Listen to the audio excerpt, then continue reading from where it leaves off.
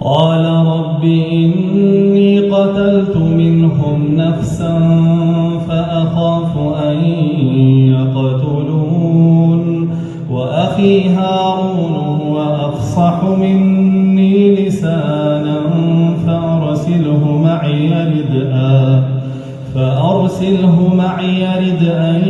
يصدقني إني أخاف أن يكذبون قال سنشد عضدك بأخيك ونجعل لكما سلطانا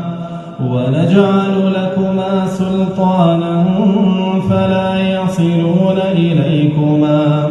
بآياتنا أنتما ومن اتبعكما الغالبون فلما جاءهم موسى بآياتنا بينات قالوا ما هذا إلا سحر مفترى وما سمعنا بهذا في آبائنا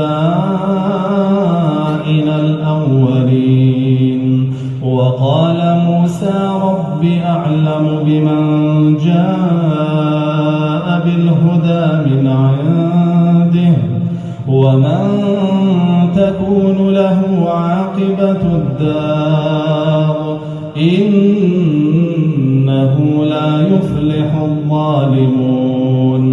وقال فرعون يا أيها الملأ ما علمت لكم من إله غيري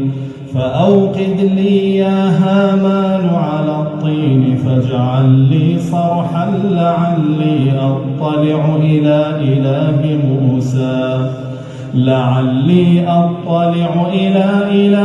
موسى وإني لأظنه من الكاذبين واستكبر هو وجنوده في الأرض بغير الحق وظنوا أنهم إلينا لا يرجعون فأخذناه وجنوده فأغناهم في اليم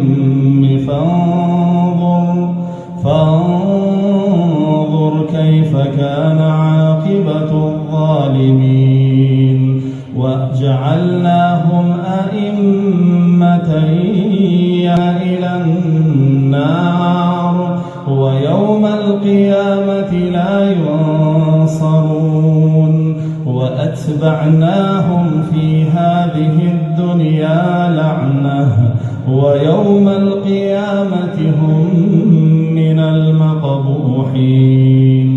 ولقد آتينا موسى الكتاب من بعد ما أهلكنا القرون الأولى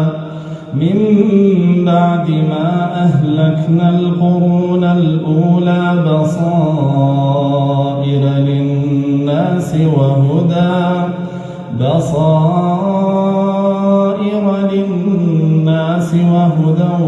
ورحمة لعلهم يذكرون.